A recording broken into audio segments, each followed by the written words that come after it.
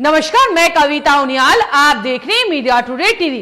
तालिबान की बदरी कमांडो की तस्वीरें दुनिया के सामने आते ही बड़े बड़े देशों की ताकतवर सेनाओं की सांसें थम गई हैं। अभी तक दुनिया ने तालिबान लड़ाकों के हाथों में AK-47 और सलवार कमीज पहने देखा था, लेकिन जैसे ही तालिबान के स्पेशल कमांडो का रूप सामने आया, सब हैरान रह गए। जी हाँ, आज मैं आपको बताऊंगी तालिबान की हाईटेक बटालियन बदरी 313 के बारे में। तालिबान की स्पेशल फोर्स के ये कमांडो इन दिनों अफगानिस्तान की राजधानी काबुल की सुरक्षा कर रहे हैं। तालिबान के स्पेशल कमांडो अभी तक दुनिया की नजरों से छुपे हुए थे, लेकिन तालिबान ने बड़े पैमाने पर सोशल मीडिया पर इनका प्रचार शुरू कर दिया है। इन कमांडरों की खासियत ये है कि ये बेहद ट्रेंड और अमेरिकी हथियारों से लैस हैं।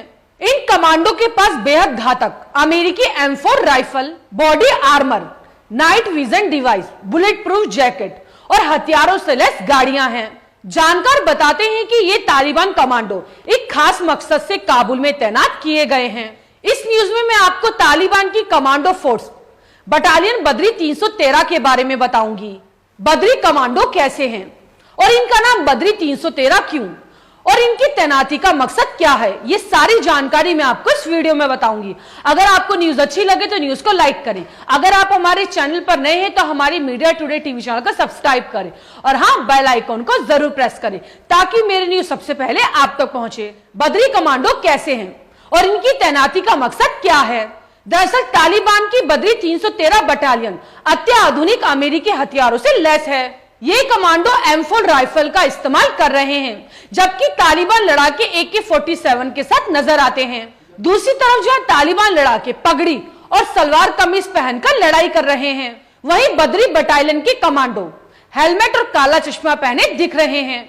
बदरी बटालियन के कमांडो ने सलवार कमीज की जगह वर्दी पहन रखी है। इन कमांडो ने लड़ाई में इस्तेमाल किए जाने वाले जूते भी पहन रखे हैं। इन्हें देखकर कोई नहीं कह सकता कि ये तालिबान है या किसी देश की सेना के कमांडो। ये कमांडो काबुल की सड़कों पर गश्त लगा रहे हैं। अफगान मीडिया के मुताबिक इन बदरी कमांडो को सुरक्षा व्यवस्था मजबूत करने के लिहाज से तैनात किया गया है। बताया जा रहा है कि अफगानिस्तान के राष्ट्रपति मुल्ला ब्रदर और अन्य तालिबान नेता काबुल में ही रहेंगे और उनकी सुरक्षा का जिम्मा बदरी बटालियन को सौंपा गया है। इसी वजह से बदरी बटालियन को काबुल में तैनात किया गया है, क्योंकि मुल्ला ब्रदर और अन्य तालिबान नेताओं पर हमले का खतरा मंडरा रहा है। तालिबान के कमांडो यूनिट का नाम बदरी 313 क्यों पड़ा, ये समझिए। तालिबान के कमांडो यूनिट का नाम बद्र की लड़ाई के नाम पर पड़ा है, जिसका जिक्र पवित्र पुस्तक कुरान में किया गया है। 1400 साल पहले हुई बद्र की लड़ाई में पैगंबर मोहम्मद साहब ने महज 313 लड़ाकों की मदद से अपने दुश्मन की 1.25 लाख सेना को हरा दिया था। उसी बद्र के नाम पर इस कमांडो यूनिट का नाम बदरी 313 पड़ा है।